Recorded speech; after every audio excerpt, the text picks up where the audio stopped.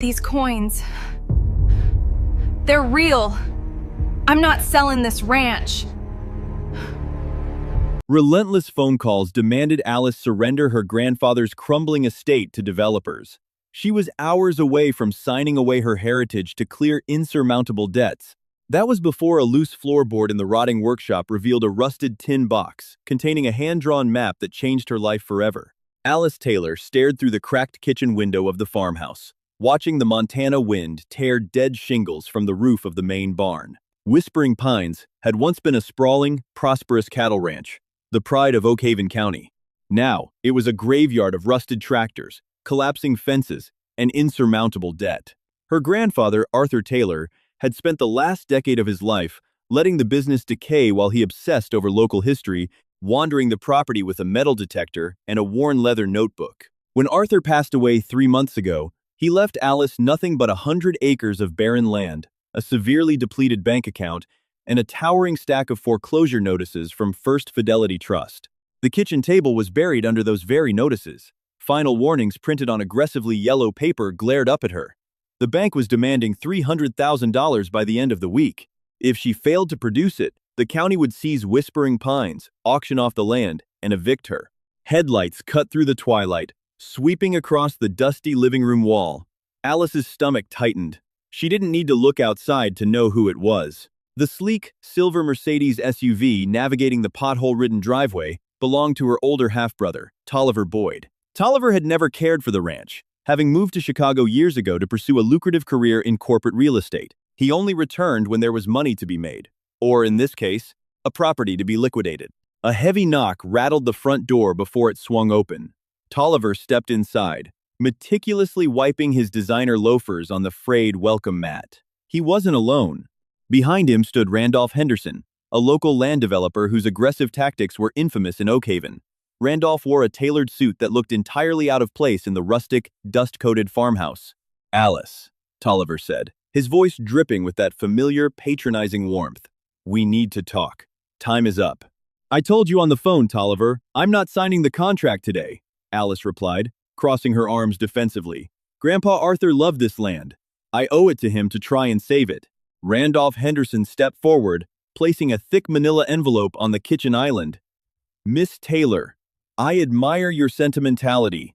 I truly do. But sentiment doesn't pay off a $300,000 lien. My offer is more than generous. I am willing to pay off the bank, clear Arthur's outstanding debts, and give you $50,000 in cash to start a new life somewhere else." "You want to bulldoze the farmhouse and build a luxury retreat," Alice countered, her jaw clenching. "You want to pave over everything he built." "What he built is already gone, Abby," Tolliver snapped, his facade of patience cracking.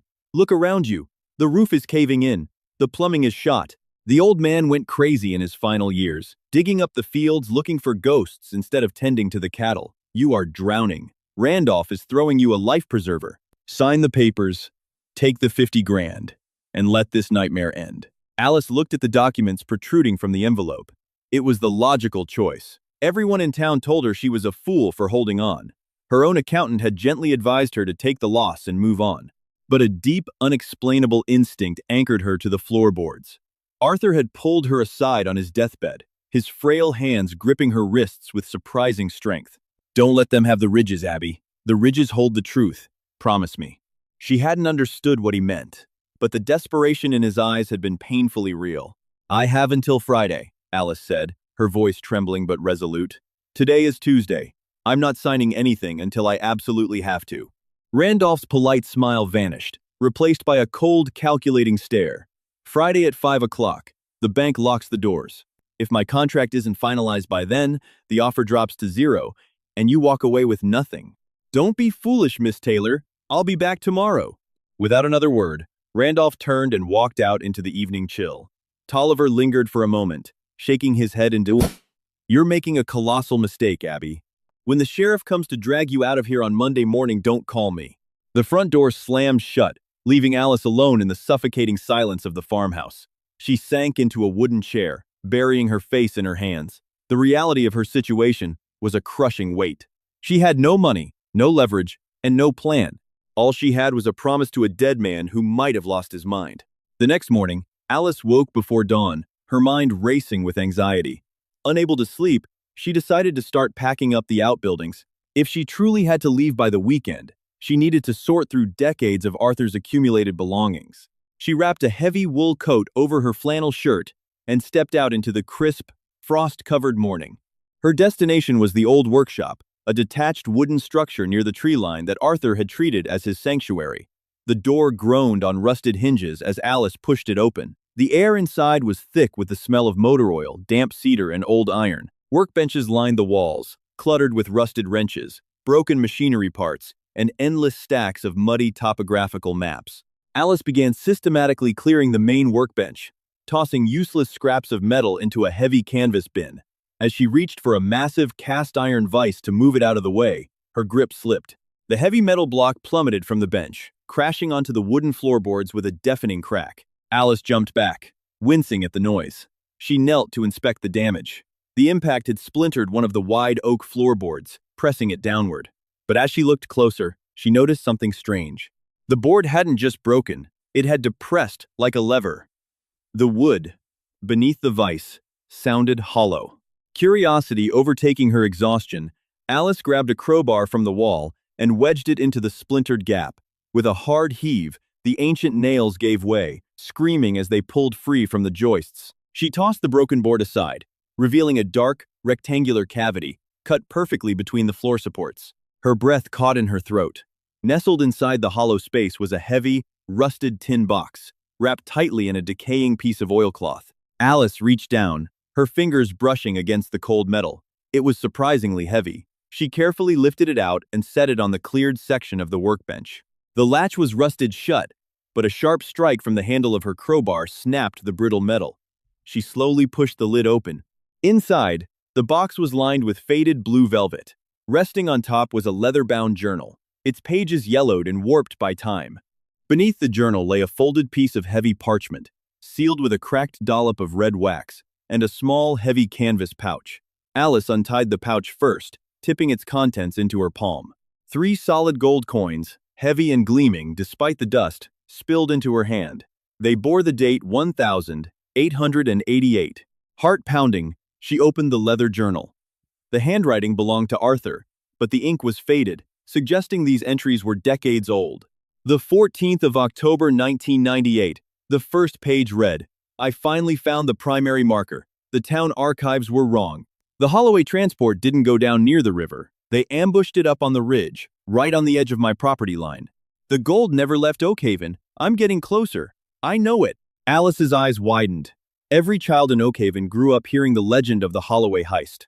In 1889, a stagecoach, carrying a massive shipment of unrefined gold and minted coins from a local mining conglomerate, had been ambushed by outlaws. The guards were killed, but the gold vanished. A massive posse had scoured the region for months, but the treasure was never recovered. Most historians dismissed it as a myth, a convenient story to cover up embezzlement by the mine owners. But Arthur had believed it. He had spent his life looking for it. With trembling hands, she picked up the folded parchment and broke the brittle wax seal. As she spread it out over the workbench, a meticulously detailed, hand-drawn map revealed itself. It wasn't a standard topographical map. It was a complex web of landmarks, compass bearings, and cryptic instructions. In the top right corner, written in a different, much older script, was a riddle. Where the shadow of the twin pines crosses the serpent's stone at the golden hour, walk 30 paces to the setting sun. The earth holds the belly of the beast. Arthur had covered the map in his own annotations, using red ink to cross out false leads and circle specific rock formations. The final circle was drawn heavily in black ink, pointing to a rugged, elevated section of the ranch, known as Widow's Peak, a steep, dangerous incline of limestone and dead vegetation that everyone generally avoided. Alice stared at the gold coins in her hand, then at the map. Her grandfather wasn't suffering from dementia in his final years. He was protecting a secret. The ranch wasn't just dirt and debt. It was sitting on top of a fortune. Suddenly, a loud crunch of gravel outside broke her concentration. She quickly blew out the workshop lantern and peered through the grime-caked window. Randolph Henderson's silver SUV was parked near the farmhouse again, but he wasn't walking toward the front door. He was standing by his car, talking on a cell phone, staring directly at the ridge of Widow's Peak. A chilling realization washed over Alice. Randolph didn't want to build a luxury retreat. He wanted the land because he knew what Arthur was looking for. He knew about the gold. Alice quickly shoved the map, the journal, and the gold coins into her canvas backpack. She draped the oilcloth back over the empty tin box, kicked it into a dark corner under the workbench, and haphazardly pushed the broken floorboard back into place. She slipped out the back door of the workshop, using the cover of the dense pine trees to circle around to the front of the farmhouse. By the time she emerged from the tree line, Randolph had ended his phone call. Tolliver was stepping out of the passenger side, looking irritated. "Alice!" Tolliver called out, spotting her walking toward them. "Where have you been? We've been knocking for 10 minutes." "I was clearing out the back shed," Alice lied smoothly, gripping the strap of her backpack tightly. "I told you both, I don't have an answer for you until Friday." Randolph offered a smile that didn't reach his eyes. "We just wanted to do a preliminary land survey, Miss Taylor, just to ensure the soil stability on the northern ridge. Specifically, the area up near the old limestone formations." He was testing her. He wanted to see if she knew why that specific area mattered. "The northern ridge is off limits," Alice stated firmly, keeping her expression neutral. "It's dangerously steep, and until I sign a contract, this is still private property. I want you both off my land. Now." Tolliver scoffed, throwing his hands in the air. "You are completely unhinged, Abby. You're living in a dump, talking to us like you hold all the cards. We are trying to save you from bankruptcy." "Get out, Tolliver," she fired back, her voice ringing with a newfound authority. Randolph placed a restraining hand on Tolliver's shoulder. "Let's go, Tolliver. Miss Taylor needs time to pack her things. We will see you on Friday." "I strongly suggest you don't wander up to that ridge yourself, Alice. The rocks are quite unstable." The veiled threat hung heavy in the cold air. They climbed back into the SUV and drove away, leaving Alice standing in the driveway, her heart hammering against her ribs. She didn't have much time. If Randolph was bringing in surveyors, they were gearing up to tear the ridge apart the second the bank handed over the deed. She needed expert help to decipher Arthur's final annotations before Friday. An hour later, Alice's battered pickup truck pulled onto Main Street and parked in front of Oakhaven Antiquities. The shop was owned by Samuel Jenkins, an 80-year-old retired history professor who had been Arthur's closest friend and fellow eccentric. If anyone could help her validate the map without turning her into the authorities, it was Samuel. The bell above the door jingled as Alice stepped into the musty shop, which was crammed floor to ceiling with local artifacts, old mining equipment, and dusty taxidermy. Samuel emerged from the back room, adjusting his thick spectacles. "Alice! Good heavens, child! You look like you've seen a ghost!" Samuel wheezed, wiping his hands on a rag. Alice quickly locked the front door of the shop, flipped the open sign to closed, and pulled all the window shades down. Samuel watched her erratic behavior with growing concern. "Samuel, I need you to promise me that what I am about to show you stays in this room," she demanded in a hushed whisper. "Arthur's granddaughter. You have my word," the old man replied. His curiosity piqued. Alice unzipped her backpack and placed the three 1,888 gold coins on the glass display counter. Samuel's eyes widened dramatically. He picked one up with trembling fingers, bringing it inches from his spectacles. "Mint condition," he breathed. "Denver Mint, 1,888. Where did you get these?" Alice pulled out the map and spread it flat on the counter. Arthur found them. He found the map, Samuel. "The Holloway Heist wasn't a myth. The gold is on my property, up by Widow's Peak."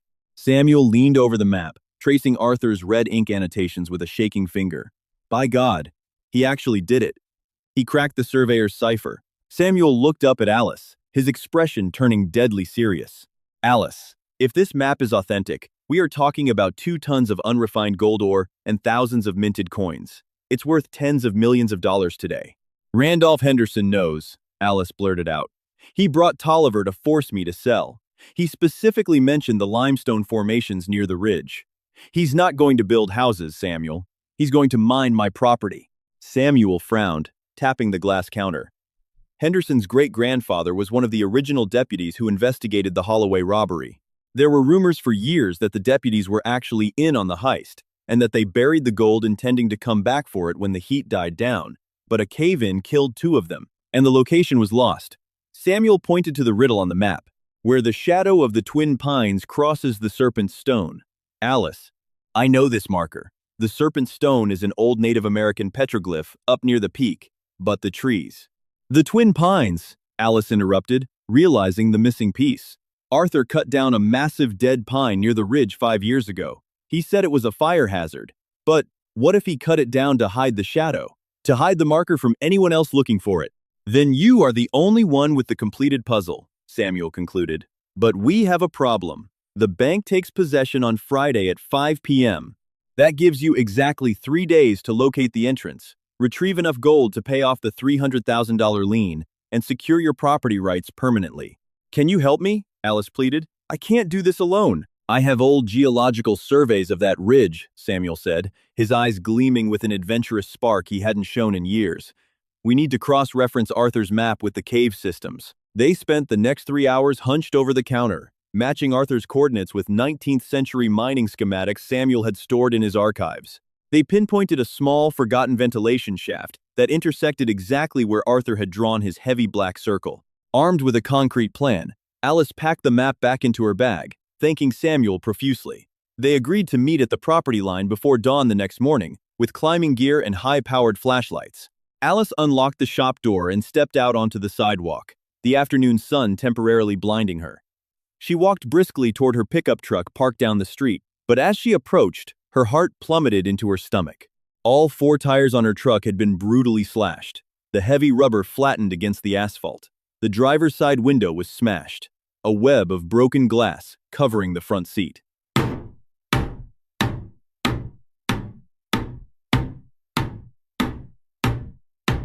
Panic rising in her throat, she ran to the truck and checked the glove compartment. The registration and insurance papers were tossed everywhere, but nothing of value was in the car. They weren't looking for a stereo. They were looking for what she had in her backpack.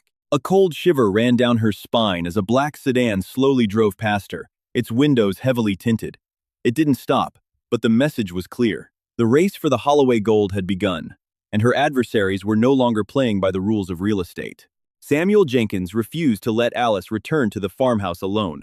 He swiftly locked the heavy deadbolts of his antique shop, ushered her into the passenger seat of his rusted station wagon, and navigated the labyrinth of backroads that bordered the outer edges of Whispering Pines. They drove in complete silence, the heater blasting warm air against the freezing autumn chill. The blatant attack on her truck proved Randolph Henderson was no longer operating within the bounds of aggressive real estate tactics. He was desperate, and desperate men made dangerous adversaries. Parking the station wagon behind a thick copse of wild elderberry bushes a mile from the main house, they waited for the sun to set completely. Samuel had packed 2 heavy canvas duffel bags with nylon climbing rope, steel carabiners, industrial headlamps, and a collapsible entrenching tool. Despite his advanced age, the retired professor moved with a practiced, deliberate efficiency that gave Alice a surge of confidence. They were going to finish what Arthur had started. Midnight brought a biting wind that whipped through the barren branches as they began their ascent up Widow's Peak. The terrain was unforgiving. Jagged limestone outcroppings tore at their heavy denim jeans, and loose shale threatened to send them tumbling down the steep incline with every misstep. Alice led the way, navigating by the pale moonlight and the memory of her grandfather's meticulously drawn map. 2 hours of grueling climbing brought them to the upper ridge, a plateau overlooking the entire valley. Oak Haven was nothing but a scatter of faint yellow lights in the distance. Alice pulled the map from her jacket, shielding it from the wind. The riddle said we need the shadow of the twin pines crossing the Serpent Stone, Alice whispered, catching her breath. Grandpa Arthur cut one down, but the stump should still be here. Sweeping their flashlight beams across the rocky ground, it took them 20 minutes to find it. An ancient, towering ponderosa pine stood alone near the edge of the cliff. 10 yards to its left lay the wide, rotting stump of its former twin. Stand exactly between them, Samuel instructed, his voice tight with anticipation. Alice positioned herself midway between the living tree and the dead stump. Now what? The golden hour shadow, Samuel muttered, visualizing the trajectory of the setting sun. In late October, the sun sets in the southwest. The shadow would cast directly northeast. Shine your light exactly northeast, Alice. Tell me what you see. She adjusted her grip on the heavy maglite and aimed the powerful beam into the darkness. About 40 yards away, the light caught the jagged edge of a massive, flat boulder protruding from the earth. Carved into its weathered surface was a faint, undulating line that resembled a coiled snake, the Serpent's Stone. Adrenaline surged through her veins. They rushed over to the boulder. Walk 30 paces to the setting sun, Alice recited. She turned her back to the stone, aligned herself with the southwest horizon, and began to count. Every step felt heavier than the last. The wind howled around her ears, a chilling soundtrack to the culmination of a century-old mystery. 28, 29, 30. She stopped. The ground beneath her boots looked indistinguishable from the rest of the ridge, a flat patch of dirt, overgrown with thorny scrub brush and dead weeds. Samuel knelt beside her, pulling the entrenching tool from his bag. He drove the blade into the frozen earth. It yielded easily. This soil hadn't been packed down by centuries of geological pressure. It had been moved. They dug frantically, tossing aside handfuls of dirt and loose rocks. 2 feet down, the metal spade struck something solid with a dull thud. Alice cleared the remaining dirt with her gloved hands, revealing a thick, iron-banded wooden hatch. The wood was black with rot, but the iron ring in the center held firm. Together, they gripped the rusted ring and pulled with all their remaining strength. The hatch groaned, resisting for a moment before tearing free from its ancient hinges. A blast of stale, frigid air erupted from the dark chasm below, smelling of sulfur, damp rock, and decaying timber. The ventilation shaft, Samuel breathed, shining his light into the abyss. The beam revealed a narrow, vertical drop, lined with decaying wooden supports, descending about 30 feet before hitting a stone floor. Securing the nylon rope to the massive ponderosa pine, they rigged a makeshift harness. Alice went first, gripping the rope tightly as she rappelled down the narrow shaft. The air grew colder and thinner with every passing foot. When her boots finally hit solid ground, she unclipped her harness and called up to Samuel, who descended shortly after. They stood at the entrance of a natural limestone cavern that had been widened by pickaxes and dynamite over a century ago. Rotting wooden beams held up the ceiling, groaning under the immense weight of the mountain above. Walking deeper into the cavern, their flashlight beams illuminated a horrific scene. Propped against the far wall were 2 skeletal remains, still dressed in the shredded, decaying remnants of 19th century canvas, dusters, and leather boots. Between them lay a rusty lantern and a collapsed pile of rubble, indicating a fatal cave-in had trapped them down here. Samuel knelt beside the closest skeleton, his trembling hand brushing against a tarnished silver star pinned to the rotted fabric of the coat. He wiped away the grime to read the engraving. "Deputy Elias Henderson," Samuel read aloud, his voice echoing off the damp walls. "Randolph's great-grandfather." The legend was true. The lawmen stole the gold, hid it here, and were buried alive by a structural collapse before they could retrieve it. "Samuel, look," Alice said, her voice shaking. Just beyond the skeletons, stacked neatly in the corner of the cavern, were dozens of heavy, rotting canvas sacks and several reinforced wooden crates branded with the insignia of the Oakhaven mining conglomerate. Alice approached the nearest crate and pried the brittle wooden lid off with the edge of a rock. The light from her headlamp caught the mesmerizing, undeniable gleam of pure gold. The crate was packed to the brim with heavy, unrefined ore and rows of perfectly minted 1,888 gold coins. Tears welled in Alice's eyes. Arthur hadn't been crazy. He had spent his life protecting a fortune, waiting for the right time, trying to save Whispering Pines. "We can't take it all," Samuel stated practically, snapping her out of her trance. "There must be 2 tons of material here. We only need enough to cover the 300,000 by tomorrow afternoon." They worked quickly, transferring handfuls of minted coins and several heavy chunks of raw ore into their duffel bags. They packed roughly 60 pounds of gold into each bag, more than enough to clear the debt and secure the ranch for generations. "We need to go," Alice urged, glancing nervously at the creaking wooden beams above them. "This ceiling is unstable." They hoisted the heavy bags onto their shoulders and made their way back to the ventilation shaft. Samuel attached himself to the rope and began the agonizing climb back to the surface. Alice waited below, her heart pounding a frantic rhythm against her ribs. 10 minutes later, the rope dropped back down for her. Securing the harness, she began to climb. The 60-pound bag on her back threatened to drag her down into the darkness, burning the muscles in her arms and shoulders. She gritted her teeth, focusing on the small square of night sky above her. When she finally breached the surface, she expected to see Samuel's reassuring smile. Instead, strong hands grabbed her by the jacket, violently hauling her the rest of the way up and throwing her onto the hard, rocky ground. Alice gasped for air, scrambling backward. Standing over her were 3 figures illuminated by harsh, high-powered flashlights. Randolph Henderson stood in the center, a cold, triumphant smirk playing on his lips. Beside him was a massive, unidentified man holding a tire iron, the same man who had likely destroyed her truck. And standing slightly behind them, looking pale and terrified, was her half-brother, Tolliver. Samuel was kneeling on the ground a few feet away, clutching his jaw, a fresh trickle of blood running down his chin. "I told you the rocks were unstable up here, Miss Taylor," Randolph said smoothly, his eyes locking onto the heavy duffel bags. "It would be a terrible tragedy if you and the professor fell into an abandoned mine shaft." "You followed us," Alice spat, pushing herself up to her knees, her hands instinctively shielding the bag of gold. "I tracked the professor's vehicle," Randolph corrected, taking a step forward. "When you didn't run crying to the police about your smashed windows, I knew you had found the location. I simply waited for you to do the heavy lifting." "Randolph, this wasn't part of the deal," Tolliver stammered, his corporate bravado completely shattered. "You said we were just going to scare her into signing the contract. You didn't say anything about hurting them." "Shut up, Tolliver!" Randolph snapped without looking at him. He pulled a compact black handgun from his coat pocket, leveling it at Alice's chest. "My great-grandfather died in that hole protecting our family's legacy. Arthur Taylor stole that legacy by finding this map. I am simply reclaiming what is rightfully mine. Your great-grandfather was a corrupt deputy who murdered stagecoach guards and betrayed his badge," Samuel shouted from the ground. "His skeleton is down there, wearing his silver star. If you kill us, the authorities will search this cavern. They will find the gold. They will find Elias Henderson's bones, and your family's name will be ruined forever." Randolph's smug expression faltered for a fraction of a second. That hesitation was all Alice needed. She remembered what Randolph had said about the soil stability. Widow's Peak was notoriously dangerous because the limestone shelf was severely eroded. Arthur had marked a specific area on his map in red ink, warning of a false floor. Alice slowly stood up, raising her hands in a gesture of surrender, but she deliberately shifted her weight, stepping backward toward the precarious edge of the plateau. "Give me the bags, Alice," Randolph demanded, stepping toward her, the gun unwavering. "Take it," Alice said, suddenly hurling her 60-pound duffel bag not at Randolph, but directly at the ground between his feet.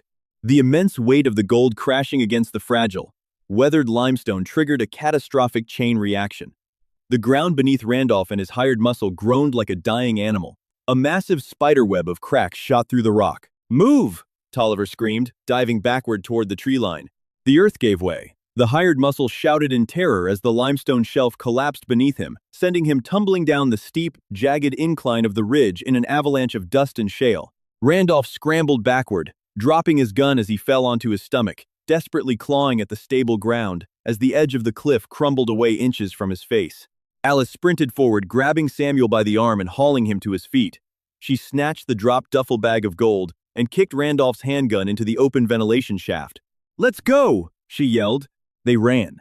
Tolliver, realizing the sheer magnitude of his own terrible judgment, didn't try to stop them. He just sat in the dirt, watching his sister and the old professor disappear into the dark forest. The hike down the mountain was a frantic blur of adrenaline and fear. By the time they reached Samuel's station wagon, the horizon was beginning to glow with the pale purple light of dawn. It was Friday morning. They had less than 10 hours to turn 19th century gold into legal tender. Samuel drove like a madman, bypassing Oak Haven entirely and speeding toward the city of Billings. During the 2-hour drive, he made a phone call to a former university colleague, a licensed numismatist and private buyer who specialized in recovered antiquities. They met the buyer in the secure back room of a high-end jewelry exchange. The appraiser's eyes nearly bulged out of his head when Alice unzipped the canvas bag. He verified the authenticity of the 1,888 Denver Mint coins and weighed the raw ore. Knowing they needed the funds immediately, the buyer offered a slightly lower premium for a rush transaction, but it was still more than enough. At exactly 4:30 p.m., the wire transfer cleared.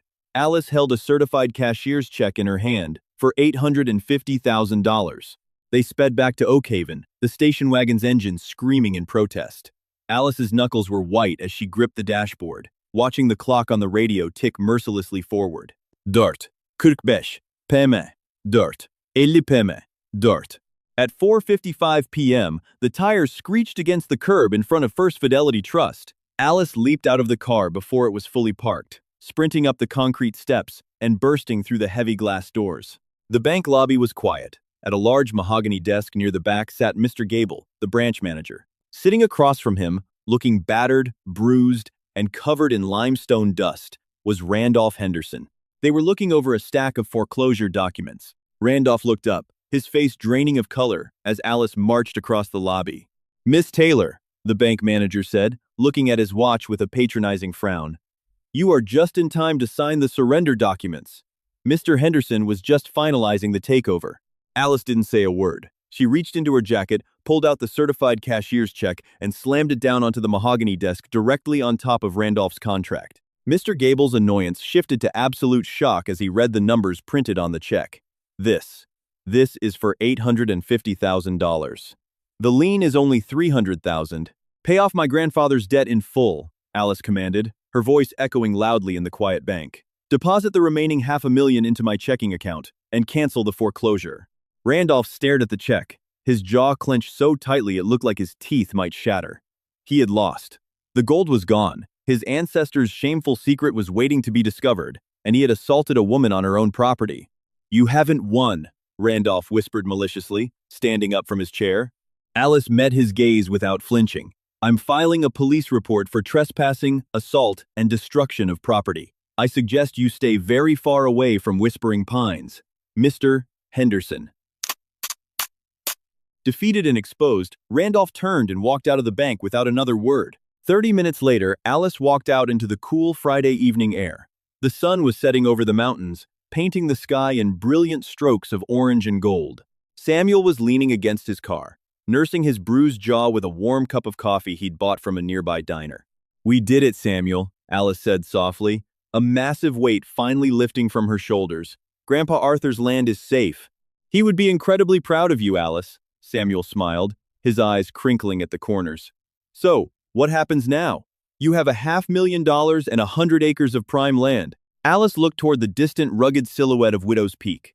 There was still more than a ton of gold buried in that cavern. She would need to hire a legitimate excavation crew, secure the historical artifacts, and properly restore the ranch.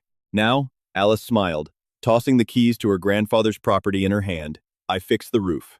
If you were captivated by Alice's dangerous hunt for a forgotten fortune and her fight to save her family's legacy, please hit that like button right now. Share this story with friends who love real-life mysteries, historical treasure hunts, and thrilling plot twists. Don't forget to subscribe to the channel for more incredible stories of hidden secrets and dramatic discoveries. Your support helps us bring you more amazing adventures every single week. Hit subscribe and join the journey.